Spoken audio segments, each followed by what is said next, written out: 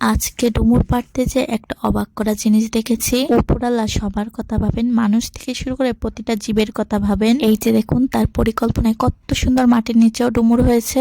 Hello everyone, আসসালামু আলাইকুম। আমি লাবণ্য চলে আসলাম একটা নতুন ভিডিও নিয়ে। যেহেতু আমরা গ্রাম এলাকায় থাকি, তাই এখনো মাঝে মাঝে এইরকম ফ্রেশ খাবার পাই। আর এইরকম গাছ থেকে না টাটকা টাটকা ফ্রেশ ডুমুর তুলে রান্না করলে খেতে না ভীষণ মজা লাগে। আমাদের এই গাছটায় না সারা বছরই অনেক ডুমুর হয়। গাছের নিচের থেকে শুরু করে একদম গাছের উপর পর্যন্ত একদম বড় বড় থোকা ধরে ডুমুর হয়। আর আমি এই যে যতদূর হাতে পাওয়া যায় আমি সেখান থেকে বেছে বেছে ডুমুর পাড়ছিলাম। আর এক একটাই থোকায় না অনেক ডুমুর হয়, ছোট দিয়ে বড় দিয়ে। আমি এখান থেকে বেছে বেছে বড়গুলোই নিচ্ছিলাম আর ছোটগুলো রেখে দিচ্ছিলাম, আবার বড় হলে খাওয়া যাবে।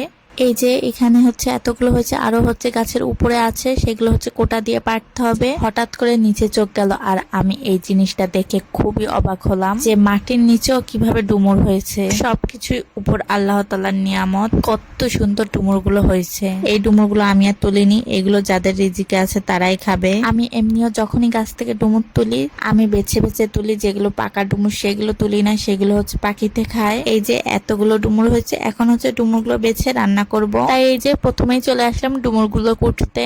ডুমুর কোটার জন্য আমি ডুমুর গুলোকে প্রথমেই মাঝখান থেকে দুই ভাগ করে নিয়েছি। আর এখন একটা চামচের সাহায্যে এর ভেতরের বিচিগুলো আমি ফেলে দেব। আবার সব ধরনের চামচ দিয়ে না এইভাবে ডুমুর কোটা যায় না। যে ধরনের চামচের মাথা চ্যাপটা হয় ওইগুলো দিয়ে না ভালো এইভাবে ডুমুর কোটা যায়। আর এই চামচগুলো ফেরিওয়ালাদের ধারে বেশি পাওয়া যায়। এইভাবে ডুমুর কোটার জন্য না আমার আম্মু এই চামচগুলো ফেরিওয়ালাদের কাছ থেকে কিনে রেখেছে।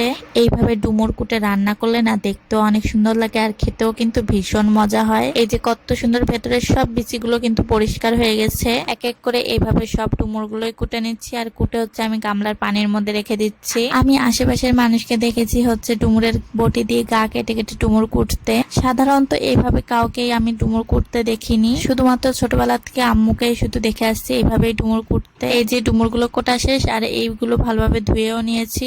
এখন ডুমুর গুলো রান্না করার জন্য মশলা করে নিচ্ছি। এখানে আদা রসুন, শুকনো মরিচ, জিরা, এলাচ, মাংস রান্না করার মশলা সবকিছুই আছে। এভাবে মাংসের সব রকম মশলা দিয়ে ডুমুর রান্না করলে না খুবই মজা হয়। একদম মনে হবে কি আপনি মাংস দিয়ে ভাত খাচ্ছেন।